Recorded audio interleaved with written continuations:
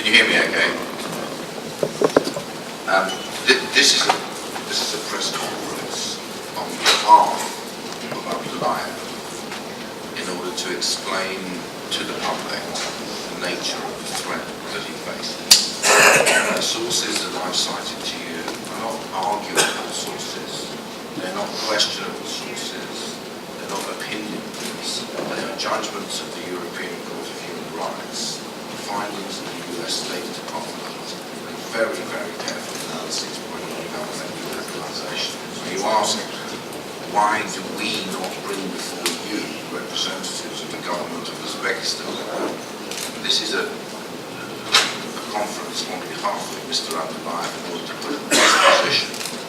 It's not a matter for him or for us to give the Uzbek authorities a platform in order to answer, respond to findings that have been made against them in proceedings where they've had every opportunity to put their case. When the European Court of Human Rights makes a finding, or the US State Department makes a finding, they do so after giving the Uzbek authorities every opportunity to explain precisely what the situation is on the ground. But the bodies that have examined the explanations given by the Uzbek authorities have not believed them. They haven't believed them because there are such widespread allegations of torture and so few cases in which the officials responsible have been brought to justice. So no more would we wish at this point in time to be bringing a representative of the Uzbek authorities to come and tell you what, in fact, has been found to be an untrue version of events by international organizations. And the second question you ask is, what is the evidence of political motivation? Well, first of all, as you will appreciate, Mr. Abdullayev is related to the former, was related by relationship to the former president. And it was in that context that the original criminal prosecution was brought. But what other motive can there be for attempting to seek the extradition and re-prosecution of an individual who has already been prosecuted, sentenced, convicted, sentenced, and released by order of the court? When the government of the state override the decision of their court, that is only and can only be for political motivation reasons.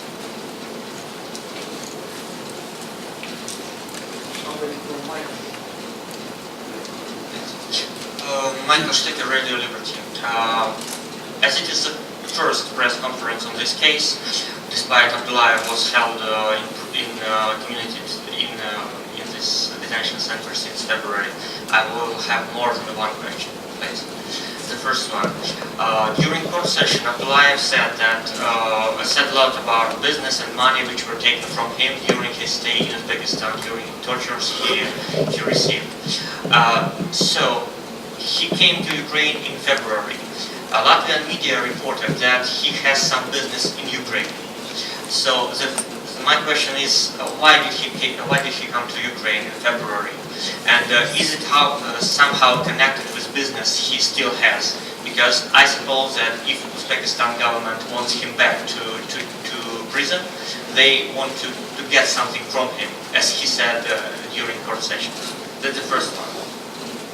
The second one, I still would like to know why it is the first press conference since February, because the case is really important for Ukraine and for its relations with Uzbekistan and European organizations. And the last one, can I state that European attorneys, Mr. Walsh and Mr. Emerson, work pro bono for Akbar Abdullayev because of their professional interest to this really, I deeply agree with you, quite interesting case. Thanks.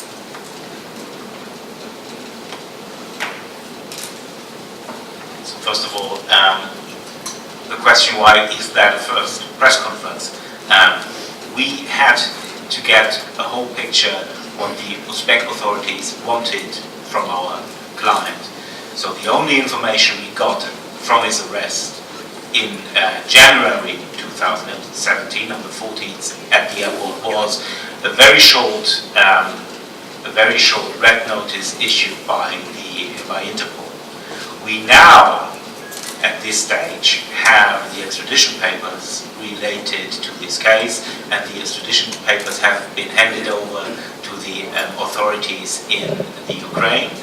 And with these extradition papers, we are sure to be on the safe side that there is a politically motivated case, that there is a double jeopardy case, etc. And therefore, with regards to the formal extradition detention that is now in place, and with the fact that the Ukrainian authorities now are obliged to review the extradition, which has not been when he was in temporary in pre-trial extradition custody. When he was in a pre-trial extradition custody, the decision could be there are no papers, there is no case, he will be released. Now he is in formal extradition custody, which means that the case itself has to be reviewed by the Ukrainian authorities. And therefore we would like to raise the floor now to give information about what the outcome could be, what the necessity of the Ukrainian authorities will be with regards to the European Court of Human Rights decision. So this is first. Why did he came to the Ukraine? So to my knowledge, it has nothing to do with business. So he was looking for a place when he left Uzbekistan. He was looking for a place where he could live. So his intention was to come to the Ukraine and probably ask for being allowed to stay in the Ukraine. So it has nothing to do with business. Ben Emerson and I, we are working on behalf of Akbar Abdullayev as being a member of Fair Trials International, as being an international lawyer known to the UN. So we are totally focused on human rights situation, and this is where we come from.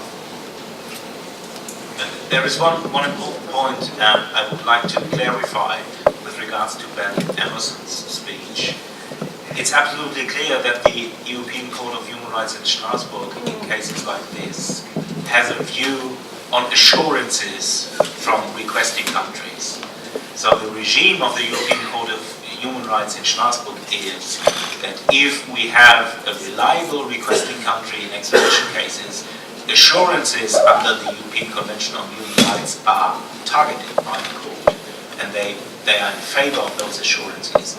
And as Ben Emerson quoted, and this is absolutely unusual with regards to Uzbekistan, there are other countries in such court procedures where the European Court of Human Rights says, nevertheless, somebody claims torture, nevertheless, somebody claims a non-fair trial. If a requesting country gives assurances under the European Convention on Human Rights, that's far enough with regards to extradition procedures and mutual legal assistance procedures. And this is totally different with regards to Uzbekistan. The court says that even if Uzbekistan gives assurances that he will get a fair trial, that he will be not tortured, that he will get legal assistance on his own, these assurances are not enough. And this is unique within the scheme of mutual legal assistance, that the court rules that a country is not trustworthy. So this is absolutely unique. I think you could wrap on that. Yes, I think the other point to make is one of the essential elements of a fair trial is the prohibition on double jeopardy. In other words, the principle I've already adverted to, that you can't put somebody on trial twice when they've already been dealt with for the crime that they're alleged to have committed. Now, it would be impossible for Ukraine to give, for Uzbekistan to give an assurance to Ukraine that there would be a fair trial process recognizing that principle, because the very nature of the extradition request is itself a violation of the European Court of Human Rights principles of prohibition on double jeopardy. No point in looking for an assurance because the violation is there on the face of the request. Yes, very good question. Thank you for that. We have, at this stage, we have no contact to family members anymore. There was contact to relatives of him. His father is still in Uzbekistan.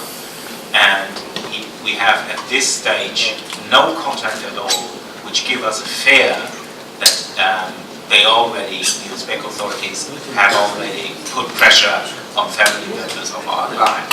So at this stage, to the father of our client, there is no contact anymore. Thank you. So if there is a refusal of the extradition request from Uzbekistan, there are no consequences at all. So if the judicial authorities in the Ukraine decide that on the basis of the Convention of Human Rights, an extradition is not allowed to take place, in a bilateral sense there are no consequences at all. I think, and this is my concern, I think the European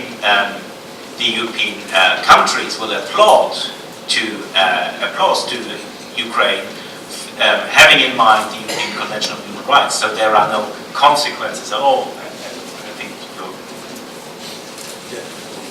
certainly no adverse consequences. I mean, you ask what grounds it might be possible for Ukraine to refuse extradition, and the short answer to that is the grounds that we've outlined in the European Convention: the risk of torture, the risk of an unfair trial, the inevitable risk of being put on trial for a second time for a charge for which you've already been convicted, sentenced, and released by the court.